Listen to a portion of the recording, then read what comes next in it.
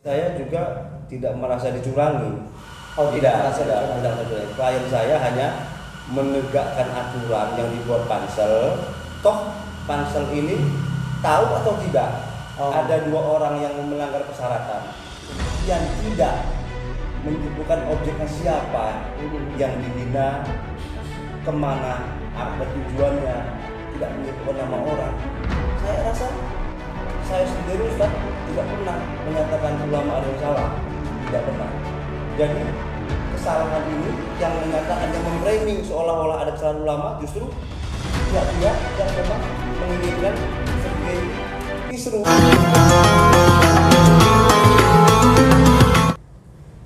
Assalamualaikum warahmatullahi wabarakatuh. Alhamdulillahirabbil alamin. Allahumma shalli ala sayyidina Muhammad wa ala ali sayyidina Muhammad. Amma ba'd. Terima kasih kawan-kawan yang sudah kembali mampir ke channel kami di channelnya Bang Sulay Official. Jangan lupa bantu subscribe, like and share apabila konten-konten yang kami berikan memberikan ilmu pengetahuan dan manfaat buat kalian semua. Hari ini kita berbicara tentang sebuah hukum pemerintahan, dan kita hari ini kehadiran seorang tamu yang memiliki nama besar, seorang pengacara di Kabupaten Serdang Bedagai, dan belakangan ini nama beliau begitu disorot karena sebuah statementnya, dan hari ini kita meminta keterangan beliau dengan secara jelas. Baik, kita langsung sapa beliau. Beliau adalah Bang Alamsyah SH. Assalamualaikum Bang Alamsyah. Waalaikumsalam warahmatullahi wabarakatuh.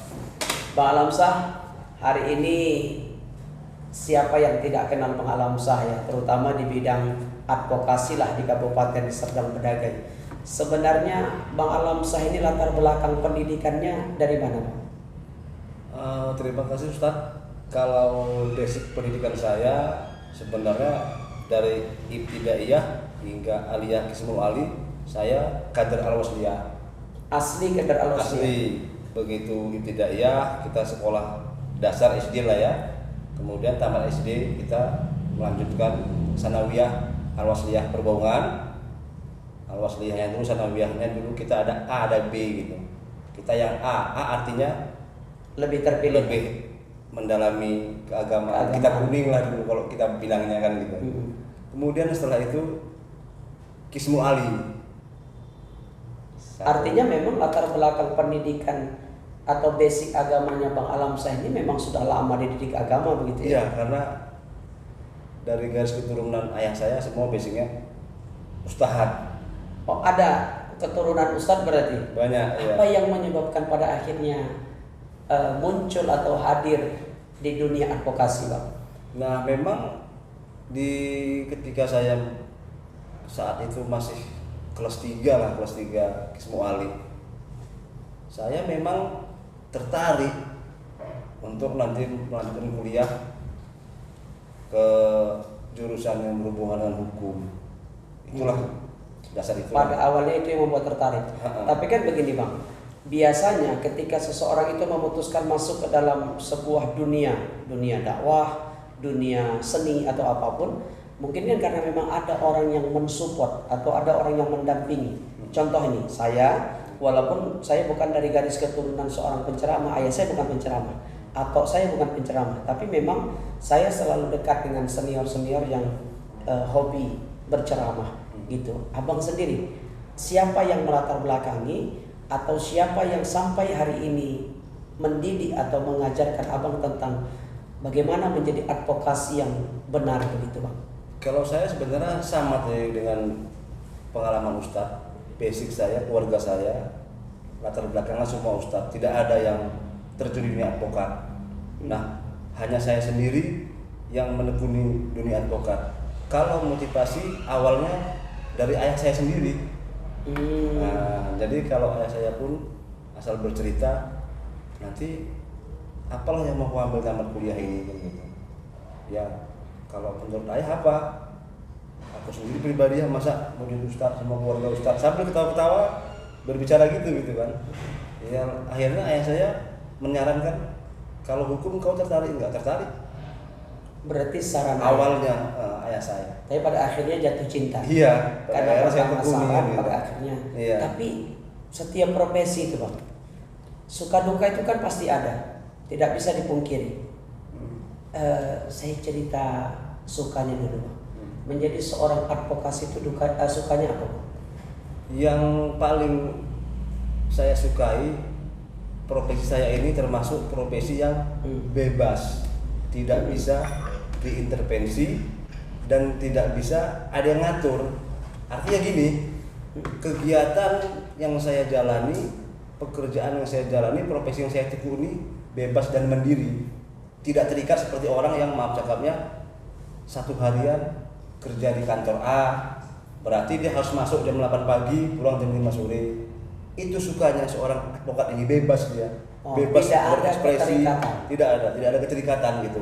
Dia hanya keterikatan dengan kliennya, dan itu pun konteksnya tetap dia yang membimbing kliennya dan mengarahkan kliennya, memberikan edukasi kepada klien, bukan klien yang mengatur kita. Itu sukanya. Iya, itu sukanya. Tapi dukanya banyak. Ada, dukanya sudah pasti ada Ustaz. Boleh berbagi Bang dukanya mungkin selama menjadi advokasi. Bang Alamsyah sudah berapa lama sih terjun di dunia advokasi? Kalau di dunia advokat saya 2011. Mas sudah pernah menghadapi berapa permasalahan? Puluhan, ratusan? Kalau perkara Ustaz, ya ratusan Ustaz, nggak terhitung sudah berapa. Oh sudah ratusan. Kenapa bisa banyak gitu? Karena saya campurkan, artinya ada yang prodeo, ada yang profit. Nah itu yang membuat banyak memegang perkara ini gitu. Boleh berbagi dengan kami Bang, kira-kira dukanya lah, satu aja duka yang sampai sekarang Abang masih ingat benar gitu. Oh udah, kalau itu akhirnya ada klien yang ya dia notabene-nya memang kita bantu kalau dia tidak mampu, kita edukasi, kita dampingi sampai ke persidangan semampu kita sebagai lawyer.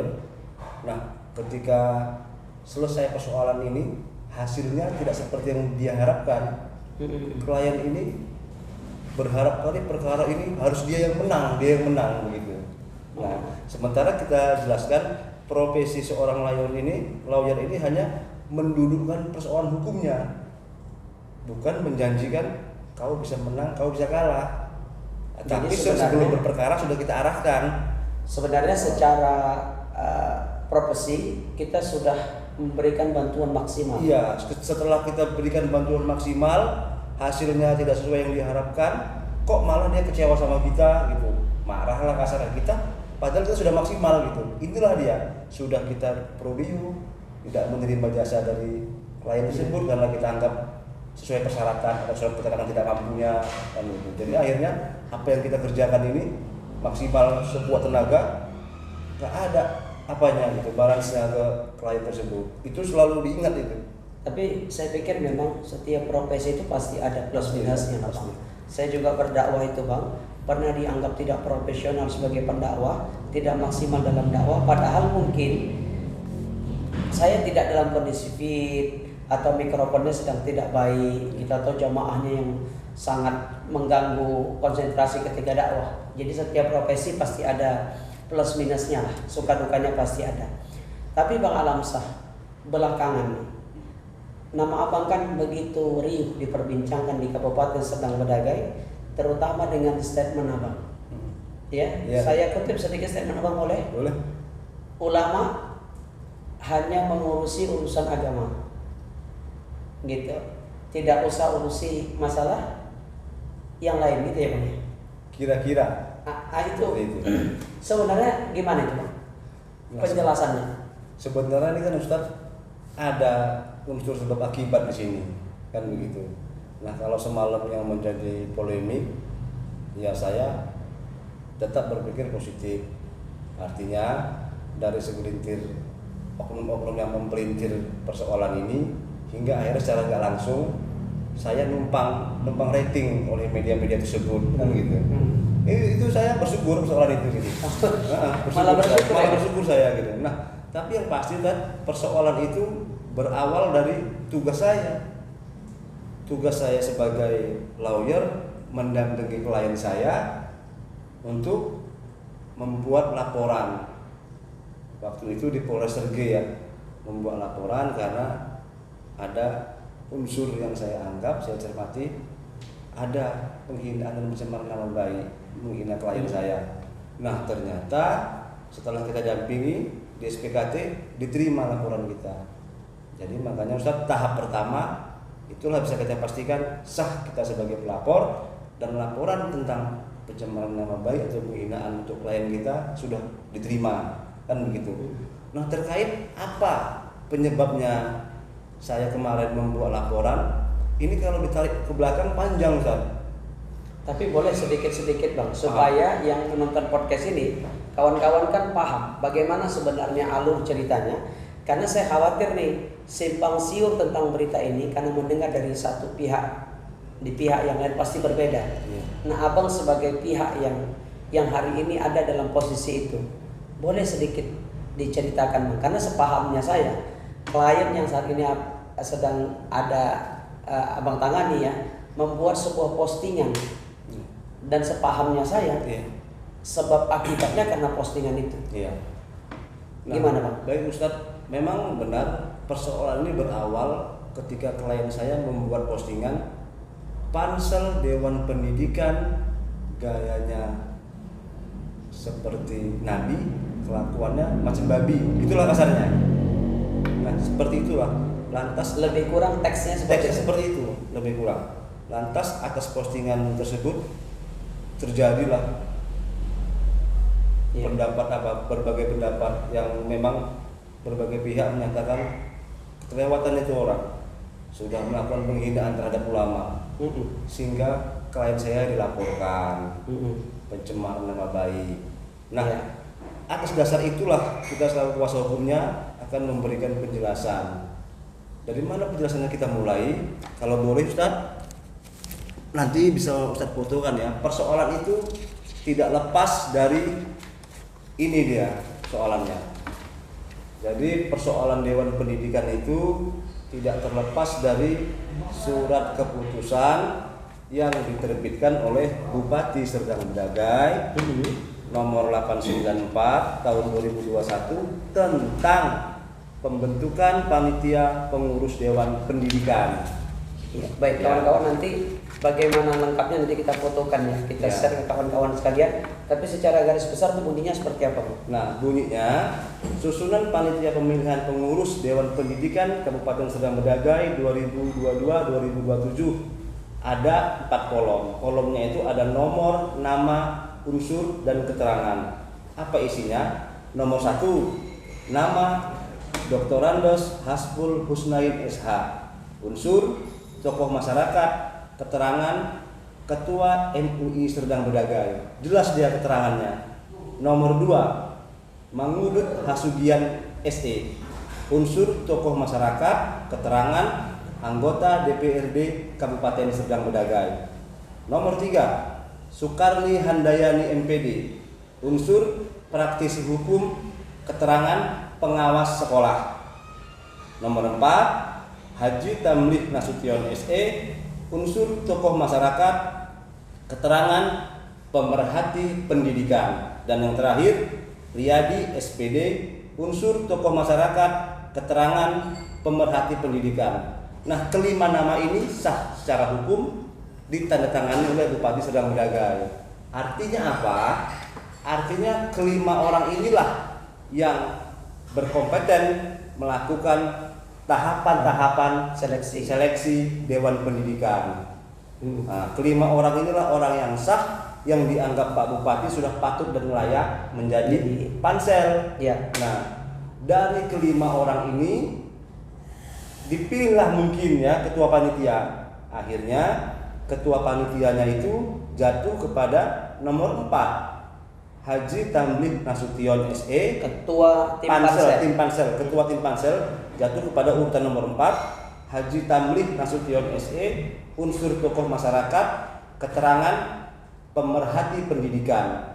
Jadi kalau kita baca dan kita lihat objektif, keterangan pemerhati pendidikan. Kalau yang keterangan ketua MUI Serdang Bedagai hanya satu, yaitu nomor 1 saja ya.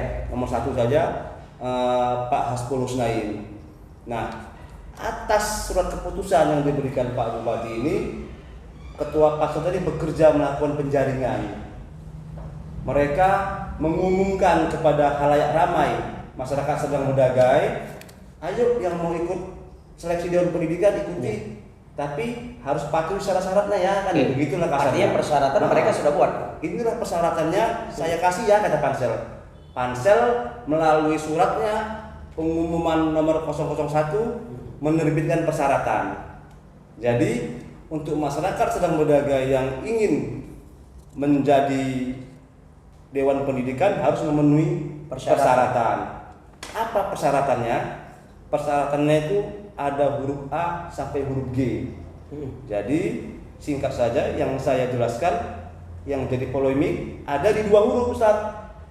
Tentang huruf C berusia 30 tahun sampai 65 tahun pada saat tanggal pendaftaran. Ya. Ini tidak menjadi tafsir.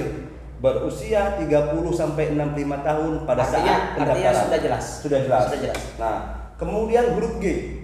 Huruf G ini, Ustaz, tidak pernah dihukum dan atau sedang menjalani hukuman karena melakukan tindak pidana kejahatan.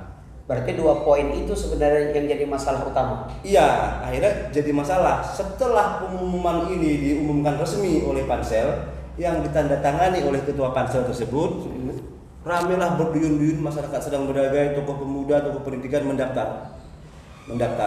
Nah, setelah melalui tahapan-tahapan, kemudian Pansel tadi mengumumkan siapa yang lulus. Ya. Pengumuman tersebut berdasarkan pengumuman nomor 006 Pansel. Inilah pengumumannya.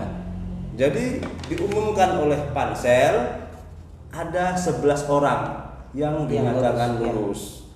11 diantaranya ada 2 yang awalnya diduga klien kami tidak memenuhi persyaratan. Nah, 2 orang tersebut adalah yang berposisi nomor 2, Dr. Randos Haji Ahmad Darwis Rambi, dan alasannya nomor 11 Dianto.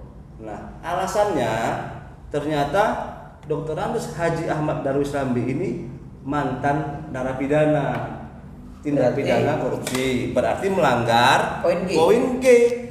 Kan gitu. Nah, poin G. Nah, jika ada sekelompok orang atau teman-teman yang beranggapan kan sudah lama dia berurusan, mungkin sekitar tahun 2007 atau 2000 berapa gitu kan, sudah lama jaraknya. Iya. Memang benar, tapi dalam persyaratan tidak ada ditambahkan kalau sudah 5 tahun boleh. Artinya gugatan itu muncul atau hal itu muncul karena melihat persyaratan ini. Iya, persyaratan ini yang menjadi dasar. Karena persyaratan pasti tim Pansel juga yang menyusun persyaratan itu. Iya, tim Pansel. Nah, kemudian yang nomor 11 Dianto ini pada saat pendaftaran belum cukup 30 tahun umurnya, masih 28 tahun sekian bulan, kan begitu. Nah, polemik inilah terjadi. Nah, secara kebetulan klien saya juga orang yang ikut mendaftar menjadi peserta. Jadi klien saya berhaklah menyampaikan pendapatnya, melakukan kritikannya. Saya paham. Legal standingnya berarti secara umum jelas klien saya itu orang yang ikut. Saya paham, Bang. Mungkin karena ada merasa dalam tanda kutip dicurangi, tidak puas ya dengan hasil karena kok bisa syaratnya nggak lengkap bisa lulus. Oke, itu permasalahan klien abang nih. Ada pertanyaan yang banyak muncul nih, Bang. Statement yang dia posting di Facebook tentang kata-kata yang abang bilang tadi, gayanya seperti Nabi, tapi kelakuannya seperti babi. Iya, seperti itulah. Seperti itu kan. Layak nggak kira-kira Bang menyampaikan seperti itu? Atau apakah tidak ada kata-kata yang lebih sederhana, kata-kata yang lebih indah, atau mungkin sampaikan secara arif gitu? Hubungi Pansel pendidikannya, sampaikan gitu. Bisa jadi saya menganggap ini bisa jadi ada miskomunikasi antara tim penyeleksi tentang kelulusan sama tim persyaratan, kan bisa saja. Contoh tuh begini, Bang. Contoh kalau ada sebuah musabaqah, saya kebetulan nggak ikut di Dewan Pendidikan, Bang. Musabaqah yang menerima persyaratan sama kami Dewan Hakim itu kan beda orang, Bang. Bisa jadi mungkin miskomunikasi tentang koordinasi itu. Dan belakangan saya dengar kabar 2 orang yang abang sebutkan tadi itu sudah di apa ya, didiskualifikasi kalau bahasanya. Iya.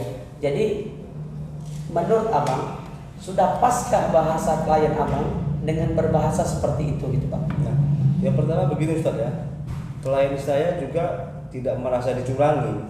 Oh, tidak. Klien saya hanya menegakkan aturan yang dibuat pansel.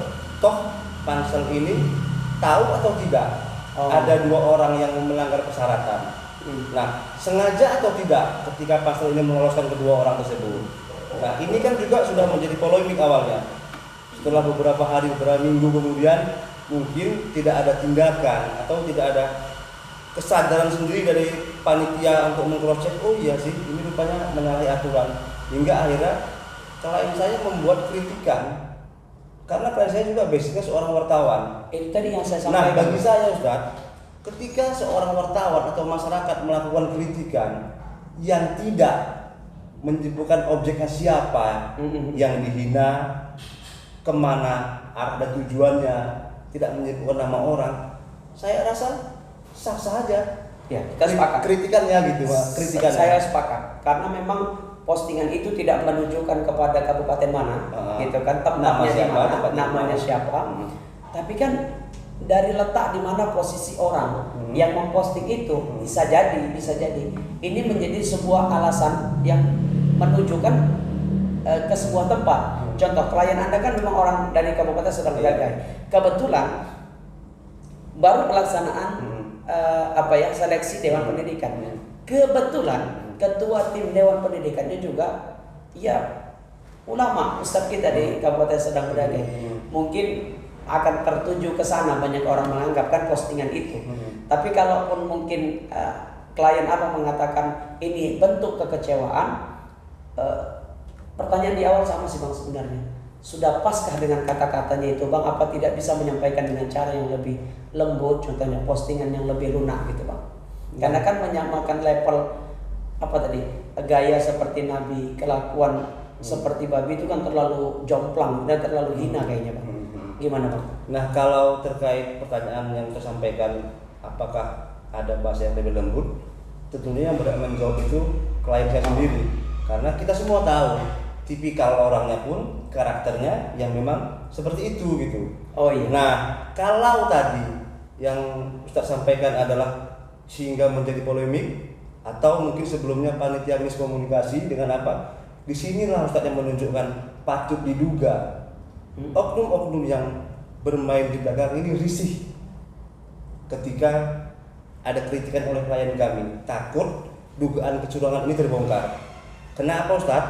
Klien saya juga nggak mau sih bupatinya tersandung masalah jadi bumerang atas keputusan pansel ini. Karena apa? Dalam pengumuman pansel sudah dijelaskan kriteria mereka meluluskan. Ada 4 poin, 1, 2, 3, 4. Poin yang kedua, berdasarkan hasil seleksi administrasi. Artinya berarti udah ada seleksi administrasi, ada KTP minimal, ada kartu keluarga, tes tertulis, tes wawancara, dan presentasi visi dan misi calon anggota Dewan Pendidikan. Sudah jelas, panjang. Nomor 3, berdasarkan hasil perekapan dan perankingan nilai yang dilakukan secara objektif katanya, dan hasil rapat pleno panitia seleksi calon anggota Dewan Pendidikan pada hari Jumat tanggal 28 Januari 2022 pukul 17.00 WIB bertempat di Aula Dinas Pendidikan Kabupaten Sedang Bedagai. Artinya, sebelum panitia mengumumkan, kalau mengacu kepada dasar-dasar ini, mereka sepertinya ya sudah merasa nggak ada yang salah. Bisa ada yang salah dari kata-kata yang abang sampaikan. Hasil seleksi Dewan Pendidikan rekayasa. Kalau menurut saya awalnya bukan rekayasa, hasil pengumuman yang disampaikan oleh Dewan Pendidikan 100% mereka menganggap ini sempurna, tidak ada masalah. Karena penuh pertimbangan, tidak ada masalah. Artinya secara persyaratan memang sebenarnya nggak ada yang salah gitu ya? Secara persyaratan ya ada yang salah kalau melanggar ini. Yang jadi pertanyaan, ya artinya persyaratan yang mereka tetapkan ini sudah benar nih poin-poinnya. Tapi tentang siapa yang diluluskan ada yang itu yang permasalahan awal. Itu Ustaz. Jadi terkait persyaratan panitia sudah sangat profesional memberikan persyaratan secara ketat. Nah, masyarakat sedang mendagri Ustaz, apalagi tokoh-tokoh kita, kemudian juga panitia seleksi kan juga tokoh-tokoh, ada tokoh pendidikan, kita katakanlah ada ayahanda kita, ada seorang ulama. Mereka tentunya tahu siapa ini Darwis Rambi, latar belakangnya, karena Pak Darwis Rambi juga itu masyarakat Senang Bedagai sudah pada tahu kalau dirinya pernah bermasalah, mantan terpidana. Kemudian terkait Saudara Dianto, panitia harusnya lebih mengetahui karena sudah pasti persyaratan administrasi yang diminta adalah KTP. Apakah panitia tidak mengecek melalui KTP-nya atau ada hal-hal lain yang patut diduga sengaja meloloskan? Nah, toh juga ketika akhirnya tadi saya sampaikan sudah didiskualifikasi dua orang ini, kan gitu, sudah didiskualifikasi secara tidak langsung, ya terbukti saat kesalahan panitia. Artinya terbukti kritikan dari klien kami ada yang salah di Pansel Dewan Pendidikan. Kalau tidak terbukti, tidak perlu yang dua ini dianulir. Nah, kan begitu. Faktanya sekarang ini Pansel dengan legowo dan lapang dadanya sudah menganulir dua orang tadi yang bernama Dr. Andes Ahmad Darwis Rambi dan Dianto, sudah dianulir. Cuma kita tidak tahu belum proses selanjutnya bagaimana. Apakah tetap 9 orang ini atau ada tambahan atau bahkan ada pengurangan lagi kan begitu. Iya.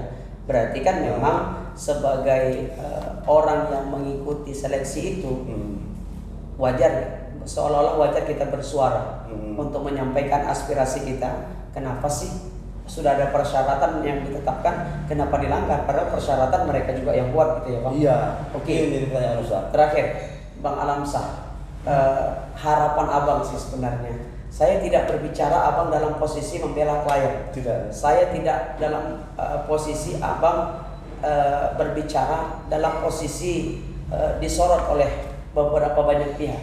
Saya ingin Abang berbicara netral sebagai seorang advokasi dan warga Kabupaten Serdang Bedagai. Apa harapan Abang terhadap Dewan Pendidikan Kabupaten Serdang Bedagai? Pertama gini Ustaz, sebelum saya menjawab itu tadi ada yang belum kita selesaikan. Contohnya tadi akibat statement saya. Oh iya. Nah, jadi Ustaz, statement saya yang menyatakan setelah saya mendampingi klien saya menghimbau Bupati Serdang Bedagai agar kedepannya tidak melibatkan ulama dalam kegiatan apapun kecuali dalam kegiatan keagamaan, apalagi yang menyangkut dengan pansel-pansel. Itulah kalimat seutuhnya. Jadi jangan dipenggal. Saya menghimbau Bupati untuk tidak melibatkan ulama dalam kegiatan apapun, titik, atau dipenggal kecuali kegiatan keagamaan, titik, dipenggal. Karena tidak seperti itu. Nah, maknanya apa Ustaz? Sudah terjadi fakta Ustaz, sudah terjadi fakta. Inilah berawal dari keputusan Bupati meng-SK-kan pansel yang notabene pansel itu adalah ada unsur ulamanya, tapi bahasa itu bisa jadi blunder Bang.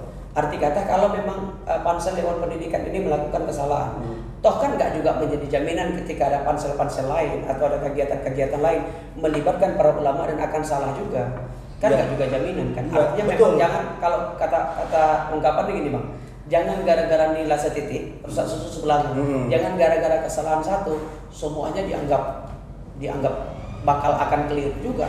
Kan bisa jadi juga. Bahkan mungkin Abang sebagai orang yang punya basic agama suatu hari akan diberikan sebuah amanah untuk menjadi pansel contohnya kan. Kan sah-sah saja. Apa nggak boleh? Di mana sih letak salahnya seorang ulama ini? Saya nggak cerita kekeliruan ini ya Bang. Di mana sih sebenarnya kesalahan seorang ulama ketika dia jadi pansel? Nah, saya sendiri Ustaz tidak pernah menyatakan ulama ada yang salah. Tidak pernah. Jadi kesalahan ini yang menyatakan, yang memframing seolah. Jadi saya tidak pernah membuat statement seorang ulama atau pansel ini ulamanya salah, tidak. Jadi faktanya Ustaz, kaitannya ketika panselnya unsurnya tadi seperti yang kita bacakan tadi, ternyata dalam keputusannya ada yang salah. Akhirnya ketika ada masyarakat yang mengkritik keputusannya, dianggap masyarakat mengkritik kebijakan keputusan ulama. Ini yang bahaya oknumnya gitu, oknum yang membelitir. Jadi, nah klien kita hanya mengkritik keputusan panselnya. Itu satu Ustaz. Ya. Nah kemudian kalau kita flashback, tarik pijakan hukumnya ke belakang, apa sih landasan dasar hukum Pak Bupati membuat pansel, menetapkan pansel yang 5 orang ini? Karena ini Dewan Pendidikan, seharusnya Pak Bupati mengambil unsur akademisi, misalnya dari USU atau pemerintah pendidikan yang memang profesional, artinya ya tidak seperti ini, artinya tidak tokoh-tokoh kita, tidak tokoh-tokoh agama kita gitu. Nah, ketika terjadi kehilapan seperti yang sudah difaktakan tadi, ada 2 orang yang menyalahi aturan, namun ketika ada masyarakat yang mengkritik keputusan tersebut, akhirnya dibenturkan seolah-olah masyarakat itu mengkritik ulamanya. Berarti Kan dengan begitu. kata lain, 5 orang yang ada di kolom yang ditetapkan oleh Pak Bupati, harusnya ada nama-nama lain yang Iya. diletakkan di situ yang mungkin lebih profesional. Iya, yang mungkin unsurnya lebih terpenuhi kompetensi. ya, unsurnya terpenuhi artinya harus ada unsur akademisi kan gitu. Nah, contoh Ustaz ya. Dalam panitia, dalam pansel yang dieskan Pak Bupati nomor urut 2, Mangudut Hasugian SE, tokoh masyarakat, keterangannya anggota DPRD Kabupaten Sedang Bedagai. Sama-sama kita ketahui beliau adalah anggota DPRD Komisi B yang membidangi pertanian perkebunan. Komisi B itu di mana sih relevansinya Komisi B dengan pansel? Tapi kalau ini bagian di hanya komisi kecil-kecilnya kan. kalau ada komisi pendidikan, di komisi Masih pendidikan nyambung, mungkin ya. masih nyambung karena ini Dewan Pendidikan loh, masa depan pendidikan Kabupaten Sedang Bedagai gitu. Artinya meletakkan 5 nama ini juga tidak sesuai pada tupoksinya gitu Bang. Nah, menurut saya, analisa hukum saya, menetapkan 5 orang pansel ini Bupati kurang cermat. Saya belum menemukan apa sih pijakannya, apa sih dasarnya panselnya ini 5 orang yang sudah ditetapkan ini gitu. Artinya juga Bang begini, masukan dari seorang Bang Alamsyah ini kan pasti jadi masukan buat kami juga ya, buat semuanya. Artinya ke depan wajar sih Bang, kalau versinya saya pro kontra itu pasti ada. Pasti ada. Iya, pendapat yang mendukung, yang tidak mendukung itu pasti ada. Dan yang pastinya apa yang Abang sampaikan akan menjadi masukan mungkin insya Allah kepada para orang-orang yang memegang kekuasaan di tempat kita. Tapi gini, Bang Alamsyah, saya berharap masalah ini jangan menjadi sebuah permasalahan yang semakin besar riuhnya. Karena kita kepingin kabupaten ini menjadi kabupaten yang damai, ya tentram, nyaman. Bahkan kita berharap ada sisi religius yang sangat kuat di kabupaten kita ini, begitu ya Bang. Jadi terakhirlah Bang Alamsyah, harapan Abang sebagai warga Kabupaten Serdang Bedagai, saya ingin Abang berbicara dalam posisi netral Bang. Iya. Tidak dalam posisi membela klien atau tidak dalam posisi sedang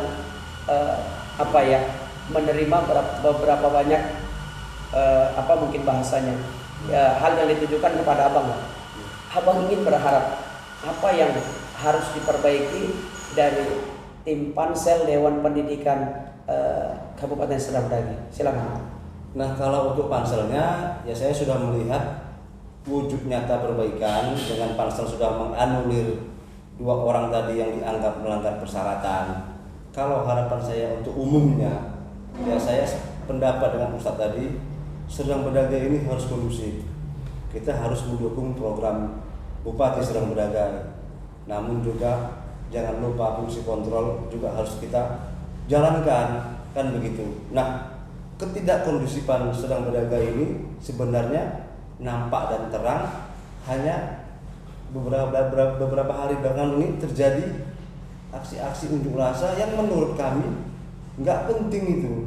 Kalau perkara besar bisa dikecilkan, perkara kecil bisa dihilangkan. Nah, unjuk rasa ini kalau memang langkah minyak goreng, BBM naik, ya silakan aja. Nah, tapi kalau unjuk rasanya hanya seperti ini, bahkan saya sendiri geli ketawa ketika saya pun seorang lawyer di demo sudah menghina ulama, meminta Pak Kapolres tangkap penghina ulama. Itu artinya kan membangun framing seolah-olah terjadi persoalan hingga skala nasional. Nah, ini yang membuat ya siapa? Ya artinya yang mereka sendiri gitu. Kalau kami sendiri sebagai tokoh pemuda, anak-anak muda di Sergei, Ya saya berharap ya Sergei ini kondusif lah, tidak perlulah ada demo-demo yang nggak ada artinya. Nah, terakhir himbauan saya ini ya jangan dipelintir lagi, karena basic saya adalah seorang kader Al-Wasliyah. Saya hanya menyampaikan pesan dari ayat Al-Quran, ya ayyuhalladzina amanu in ja'akum fasiqun bitaba'in fatabayyanu. Nah, artinya ketika ada info-info, ada informasi yang disampaikan oleh orang-orang yang memang kita ini belum tahu apa pokok permasalahannya, sumbernya apa, hendaklah diselidiki dulu. Bertabayun. Bertabayun. Jangan kita mengambil kesimpulan, oh ini udah salah, ayo kita buat aksi ini. Oh ini udah salah, kita buat aksi ini. Inilah yang membuat Sergei kita nggak kondusif, kan begitu. Berarti intinya bagaimana bisa kedua pihak saling bertabayun agar timbul sebuah perdamaian dan hasil yang lebih baik. Itu Bang Lamsah intinya ya. Baik, terima kasih Bang Lamsah. Tambah Ustaz, kami sendiri sampai hari ini, hari apapun, jam berapapun, kami siap untuk melakukan mediasi. Bahkan semalam juga saya sudah dan dimanapun gitu, dimanapun. Bukan kami tidak mau, kami sangat siap. Kami sangat siap. Jadi kalau sebelumnya pernah ada saya dengar statement sebelumnya di podcast ini juga yang menyatakan kami yang nggak mau berdamai, itu saya pastikan salah. Kami orang yang semalam lagi kita jam 11 siang sudah di Polres, kita tanyakan bagaimana, kami siap dipanggil kapanpun, hari apa, jam berapa, siap untuk mediasi. Karena prinsip kami, persoalan yang besar bisa dikecilkan, persoalan yang kecil kita hilangkan, yang Sergei yang kondusif. Ya, terima kasih Bang Alamsah. Demikian kawan-kawan, kita berbincang dengan Bang Alamsah SH, seorang advokasi di Kabupaten Serdang Bedagai, dan kita berharap memang permasalahan ini bisa diselesaikan dengan baik, diselesaikan dengan damai. Kita bermimpi Kabupaten Serdang Bedagai ke depan menjadi kabupaten yang lebih baik dengan warga yang damai dan religius. Terima kasih, saya Bang Sulai. Assalamualaikum warahmatullahi wabarakatuh. Waalaikumsalam warahmatullahi wabarakatuh.